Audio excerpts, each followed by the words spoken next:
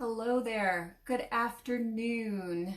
It is Linda Stacy of Living Blueprints, and I am coming on in the middle of the day. Not a typical thing for me, but I'm going to be going to a very cool seminar tonight that is going to talk about how I can get more measurement, more ROI figures on how some of these skills that I teach inside organizations can actually pay the organization, because sometimes leadership doesn't get how much people need this stuff and how much this stuff greases business. This is what allows business to happen. Technical skills are super important, but at the end of the day, if you cannot collaborate, align, communicate, manage yourself, and all of the crazy self-sabotaging things that people tend to do to themselves, it's for naught. So anyway, it'll be cool to get more of a sense of how people are measuring the ROI on these types of skills. You know, it's like trying to measure the ROI of a smartphone. I mean, think of all the things we can do on our phone today that we couldn't. How do you add that all up? It is super significant,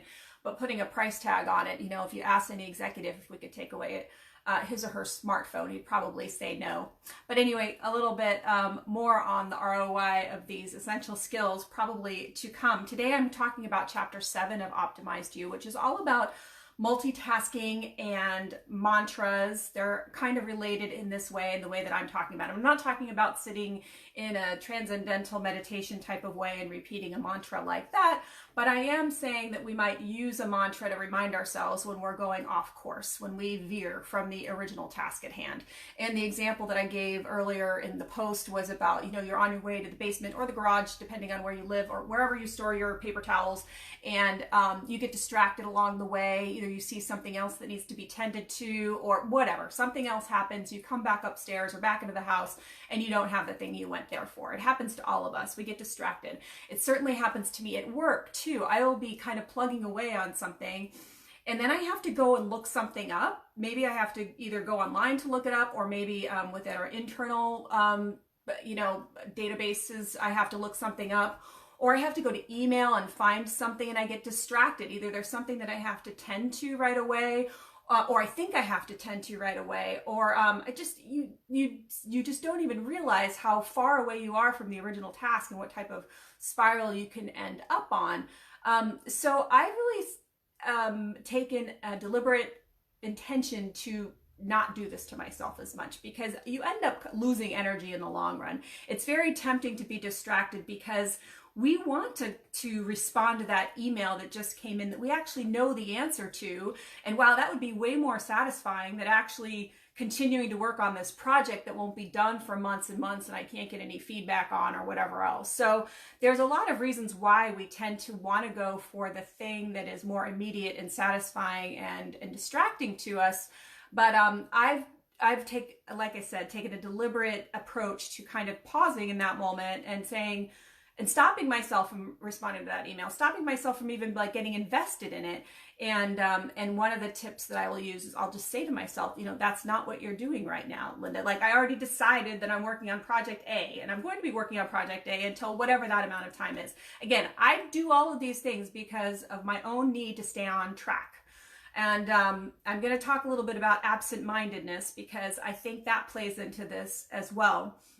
But I'll get to that in a second. Another thing that I talk about in this chapter overall is multitasking. And it's something that some people are kind of proud of. You know, we talk about it.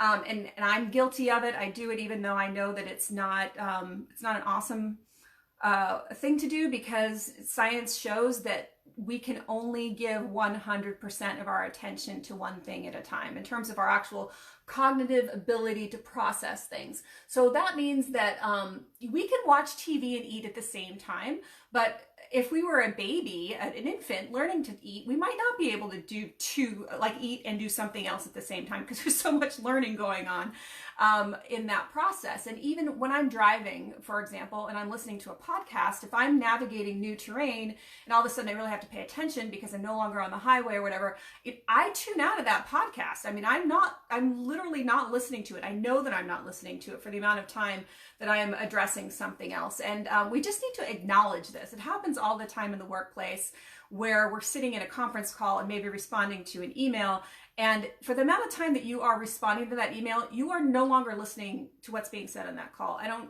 care how good you think you are. I mean, you might be able to glance for a second, but you are switching in and out, and that drains energy. So it's a similar thing to when we get distracted or we veer away from the original task, like I was talking about originally.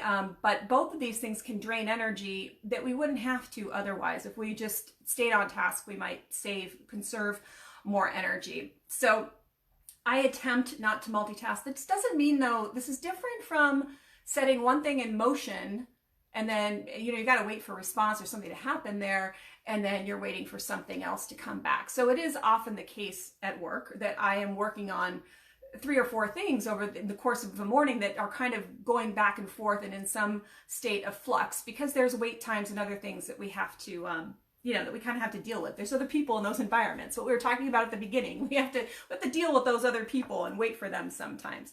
So anyway, to the extent that you can reduce the multitask and really stay focused on what you're doing, it'll actually give you a breath of relief that, I'm just working on this one thing right now, and for me, it'll happen around the house too. For you, it might be in another environment where, I'm getting ready for work and I see something that I'd like to take care of in the house, but I know that I can't deal with it for like 2 days when I'm actually gonna be home on the weekend. So I just kind of, Linda, your main goal right now is to get ready for work and not be so distracted by this other thing that's kind of nagging at you because you want to get it done. Again, I talk a lot about the fact that we teach best what we most need to learn. And that's absolutely the case with me and Living Blueprints, and the fact that I have learned these skills from the ground up. And, I share that for a couple reasons. One is because if you're like me and you really struggle with a lot of these things in a very essential way, I have a lot of empathy and compassion and really get it. But in another way, because I've learned it a lot of this stuff as an adult, and I'm a trainer and I do instructional design, I can train it really well to large groups in ways that people can begin to realize things that maybe they don't do as well as they could, or other things that they can learn about the way that they navigate their environment and such. But a little bit about being absent-minded. Sometimes we get distracted in the basement when we're looking for our paper towels because of an absent-minded type of thing. And I was doing some research on this, and apparently this falls into memory loss, and it's one of 7 different ways that we lose memory. And there's a number of reasons why we might be absent-minded. Some of it is to do with boredom. It could be to do with depression. I think for me, in the times of my life when I've been absent-minded, I've been kind of distracted by internal thoughts and maybe not paying attention to what's going on in my environment. It has not always served me. But one thing is really interesting about all of this as it relates to memory and our ability to hang on to things. Research was done on a gentleman who actually could memorize anything, and he held on to his memories. This gentleman was born in 1886, so he's from prior century or two, and so they did a lot of studies, and they could give him lists of numbers and letters, and he could spit it all back, and you'd think this is awesome to have this incredible memory.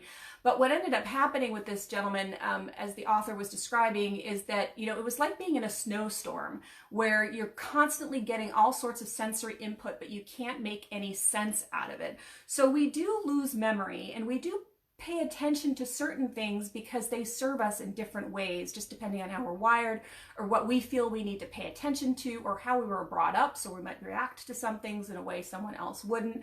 So it's interesting that we aren't meant to pay attention to every little thing in our environment. And if we do get distracted on the way to the basement, there's likely something else going on in there underneath it all, and it's okay. And I think it's really interesting to understand how our brain is wired and why we do what we do, and ways to mitigate in order to not be as frustrated with the entire situation.